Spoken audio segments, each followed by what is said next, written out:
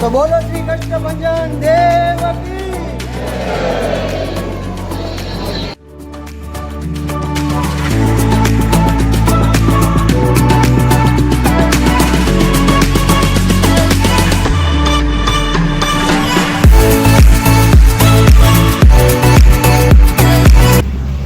જય શ્રી રામ મિત્રો, સ્વાગત છે તમારું આપણી ચેનલના એક નવા વિડીયોમાં. આમ તો પછી આપણે વ્લોગ તો ઘણા ઝાઝા સમયે ઉતારી છીએ, પણ આજે પ્લાન બની ગયો તો મારો અને વિજયભાઈનો જવું છે દાદાના દરબારમાં કષ્ટભંજન દેવ સાળંગપુર.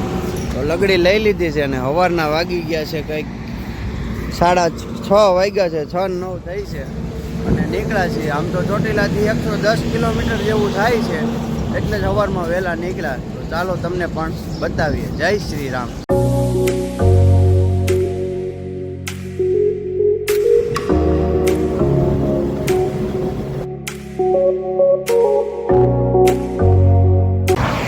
આપણે પહોંચી ગયા છીએ ભગતના ગામ, અને ભગતના ગામથી સાળંગપુર જવા માટે અહીંથી પાળિયાદ વાળો રસ્તો લેવો પડશે. તો અહીંથી આપણે જમણી બાજુ વળવાનું છે, પુલ નીચે.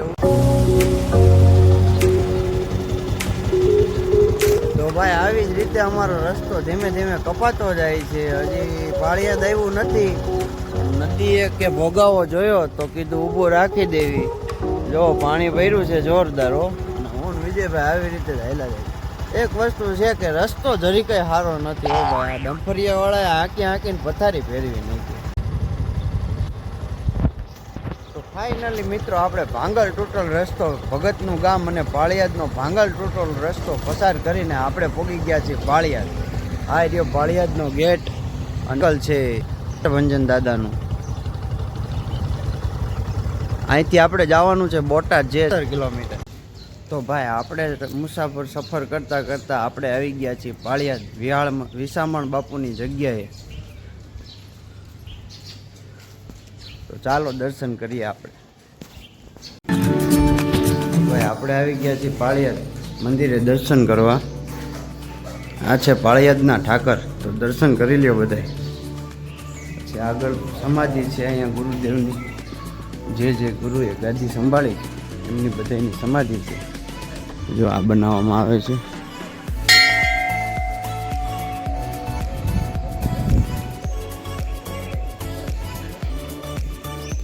બધાય સમાધિના પણ દર્શન કરી લેવી.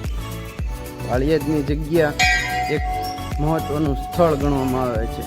વીળાનાથ પાળિયાદના ઠાકર તરીકે ઓળખવામાં આવે છે. તો આ છે મોટા ઉનડ બાપુ દેવળ. પછી દાદા બાપુનું દેવળ. જય દાદા બાપુ.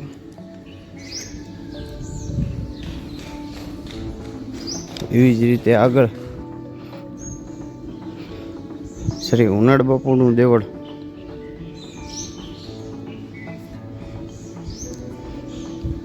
પછી આવે છે અમરા બાપુનું દેવળ. હે અમરા બાપુ. આવું કંઈક મંદિરનું પ્રાંગણ છે.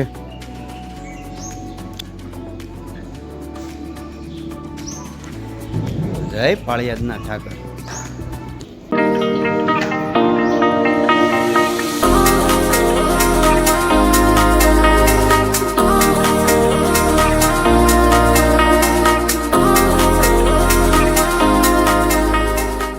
ભાઈ જગ્યામાં આવી ગાડી એન્ટિક ઘણી છે.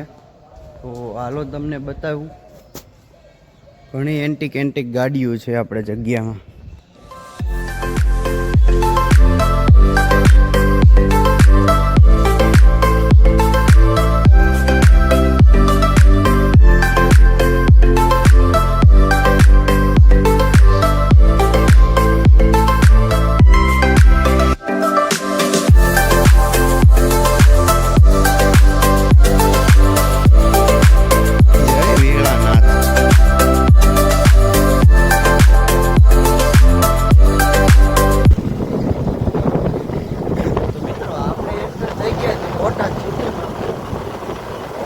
નાસ્તા પાણીનું ગોઠવી 1 કલાક થઈ ગયા. 6 વાગે નીકળ્યા હતા, અત્યારે 8 વાગ્યા છે.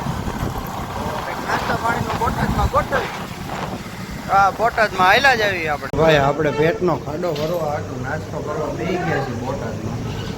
ભજીયા છે, ખમણ છે ને સમજો કઢી ને લાલ ચટણી ને હાલો નાસ્તો કરવા.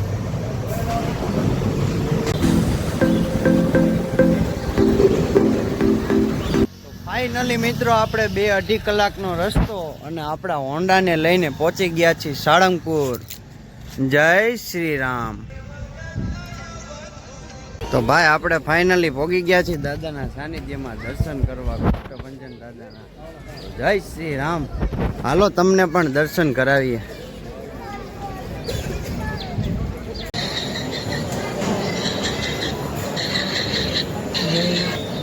તો ફાઇનલી મિત્રો આપણે દાદાના સાનિધ્યમાં પહોંચી ગયા છીએ.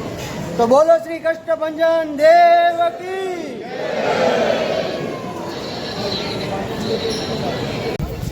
તો મિત્રો આપણે દાદાના દર્શન કરી લીધા છે અને તમને પણ કરાવી દીધા છે. હવે આપણે જઈશું સ્વામિનારાયણ મંદિરના દર્શન કરવા.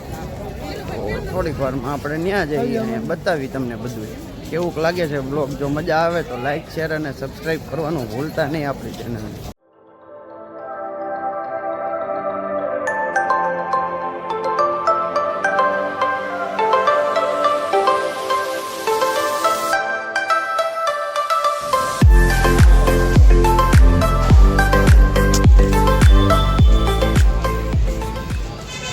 મિત્રો જો તમે સાળંગપુર આવો અને તમારે જો નાની મોટી ખરીદી કરવી હોય, જેવી કે દાદાનો ફોટો, કંઠી, હાથમાં પહેરવાનો દોરો, તો અહીંયા બાજુમાં છે વડતાલ ધાર્મિક સ્ટોર. આમાં તમને બધી વસ્તુ દાદાને લગતી મળી રહી છે. કષ્ટભંજન દાદાનો ફોટો ફ્રેમ, પછી કંઠી છે, માળાઓ છે, બધી વસ્તુ મળશે. તો હાલો તમને પણ બતાવી.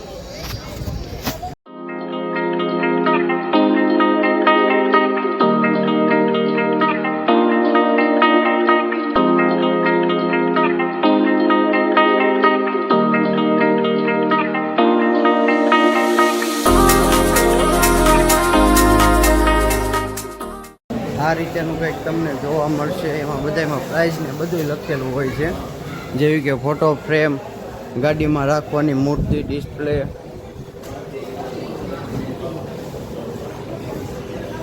તો મિત્રો આપણા પબ્લિકની એક ખાસ વાત તમને કહું, અહીંયા ચાની પ્રસાદી ચાલુ છે બરોબર, અને જગ્યાએ જગ્યાએ ઠેઠ ડસ્ટબિન મૂક્યા છે. જો ડસ્ટબિન મૂક્યા છે ને, તો એમને અહીંયા નાખવો જ કચરો. આ ઝાડવાનો કેરો છે ને, આ ડસ્ટબિન કેટલા મૂક્યા છે. એટલે આ આપણી પબ્લિકની ખાસિયત છે. આ જો એમને ન્યા ન મજા આવે, અહીંયા જ મજા આવે કચરો નાખવાની. એટલે આવું છે ભાઈ, આ ગુજરાતી પબ્લિક કહેવાય ને. બધી આમ તો જાણે કે બધી પબ્લિકમાં આ વિશેષતા હોય જ.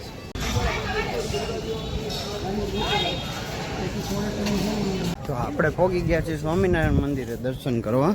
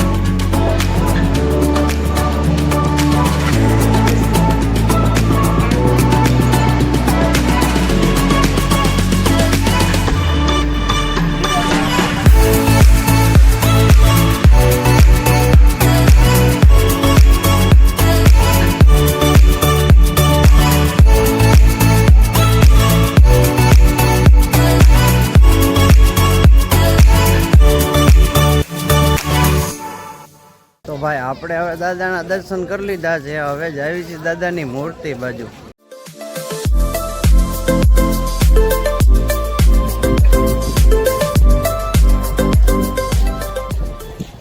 મિત્રો હવે પ્રસાદીનો ટાઈમ ચાલુ થઈ ગયો છે. તો આપણે દાદાના સાનિધ્યમાં ભોજનશાળામાં પ્રસાદી લેવા માટે જઈ રહ્યા છીએ. ચાલો તમને પ્રસાદીનું બતાવીએ.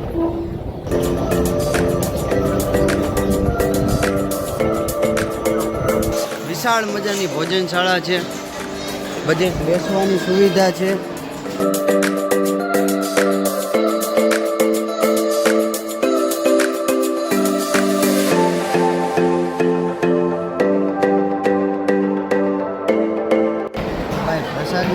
મજાની છે અને પ્રસાદીમાં છે ચોખા ઘીનો શીરો, બટેકાનું અને સૂકી સેવનું શાક, રોટલી અને દાળ ભાત.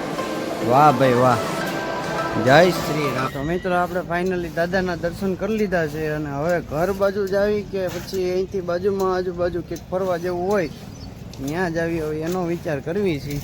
જય શ્રી કષ્ટભંજન દેવ. તો સાળંગપુર દાદાના દર્શન કરી લીધા, હવે જ આવી છે કુંડળ. કુંડળ હું પહેલાં ક્યારેય ગયો નથી, જોવી આનો એક્સપિરિયન્સ કેવો રહે છે. ચાલો જાય કુંડળ. તો મિત્રો આપણે આવી ગયા છીએ સાળંગપુરથી 12 કિલોમીટર જેવું થાય કુંડળ. કુંડળ છે સૂર્ય મંદિર અને શનિ મંદિર. તો આપણે કુંડળ દર્શન કરવા માટે આવી ગયા છીએ. હાલો તમને પણ દર્શન કરાવી. કુંડળમાં આવતા અંદર એન્ટર થતાં જ મંદિરના પ્રાંગણમાં સરસ મજાની શ્રી રામ હનુમાનજીની મૂર્તિ. જય શ્રી રામ.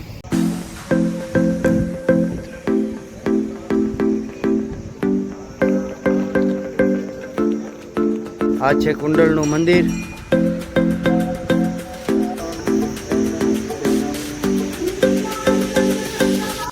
તો કુંડળમાં આપણે સૂર્ય મંદિરે આવી ગયા છીએ.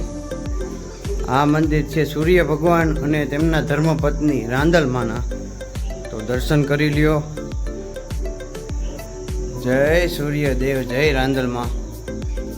તો ભાઈ આવી જ રીતે આપણું કંઈક આગળ વ્લોગ ચાલુ રહેશે. તો વ્લોગમાં મજા આવતી હોય તો આપણી ચેનલને લાઈક, શેર અને સબસ્ક્રાઈબ કરવાનું ભૂલતા નહીં. કુંડળમાં રવિ મંદિરના બાજુમાં જ 108 શંકર ભગવાનના શિવલિંગ આવેલા છે.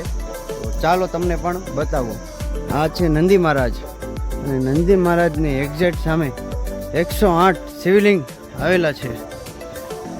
ઓમ નમઃ શિવાય. વાહ ભાઈ વાહ, હર હર મહાદેવ. તો ભાઈ તમે આ બધું સારંગપુર દર્શન માટે આવતા હોય તો કુંડળ આવવાનું ભૂલતા નહીં. અહીંયા શનિ મહારાજનું મંદિર છે, સૂર્ય ભગવાન અને માતા રવિ રાંદલમાનું મંદિર છે.